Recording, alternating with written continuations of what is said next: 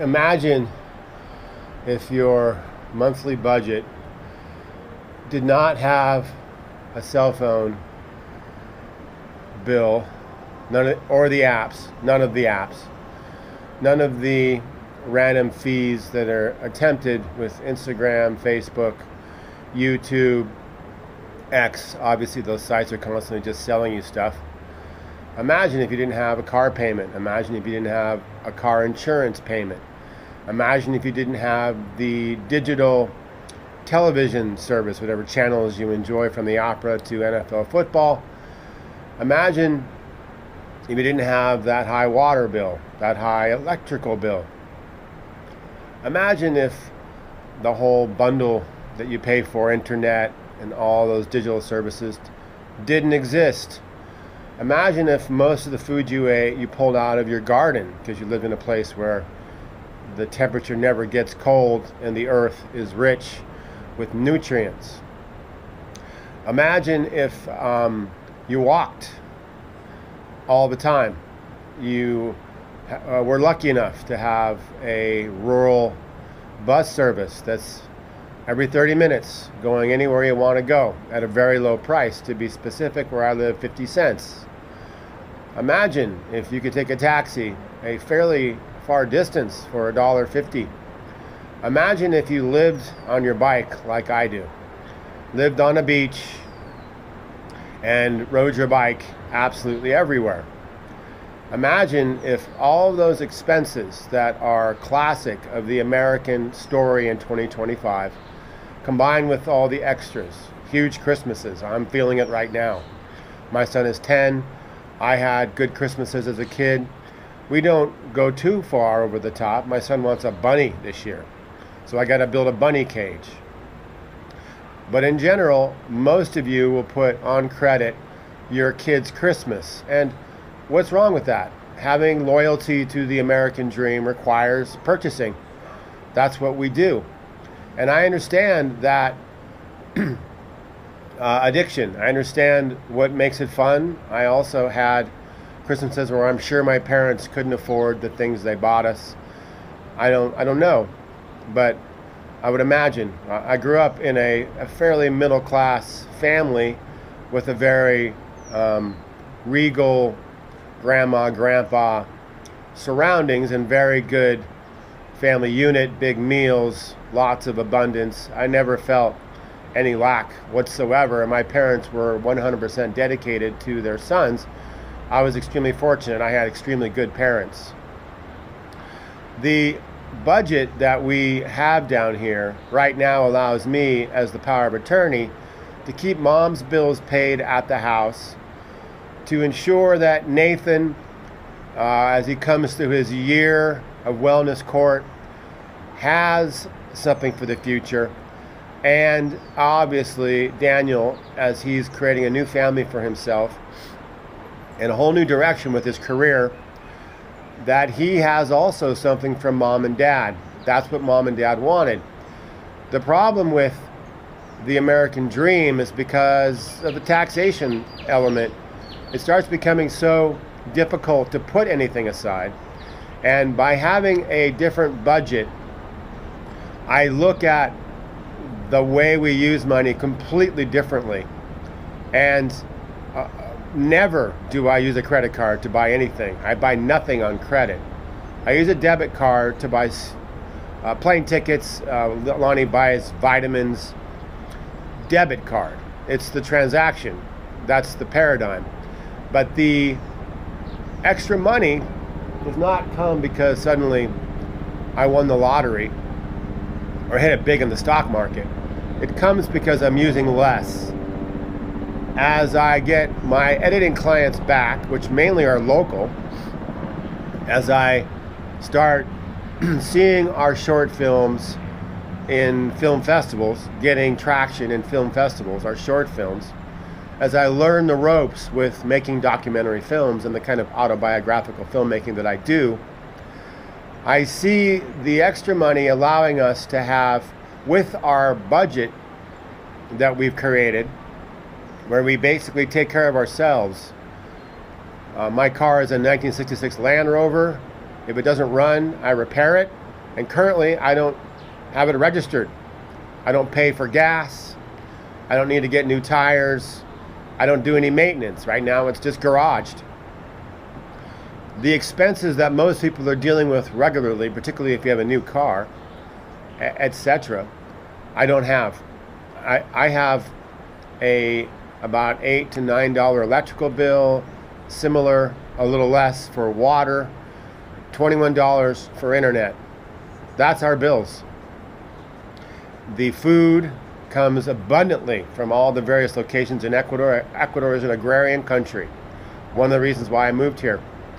There is such a diversity in fruits and vegetables that it's like being in some sort of magic market all the time. When the season's right, the mangoes are coming. Right now, our maracuyas are growing in. You get used to getting all these different kinds of fruits and vegetables very cheaply and very abundantly all over the place. It's a common part of life here. If you don't hit up the stores, they exist, the Super Maxis and the Comerciatos and the Tias. These are corporate stores modeled after the Walmart formula. If you don't hit those stores up and don't pay the tax, you purchase 25 tomatoes off the street from a guy in the back of his truck for $1. This kind of commerce is extremely common and easy here. Now, we do not live in cities. I go through cities as fast as possible. I have learned to absolutely hate cities and hopefully never have to spend any more time in them as long as I live. I, of course, have spent time in New York. I had a film once in New York. I had a girlfriend once in New York. Of course, I spent time in Los Angeles and San Diego and Seattle and lived many years in Portland, Oregon.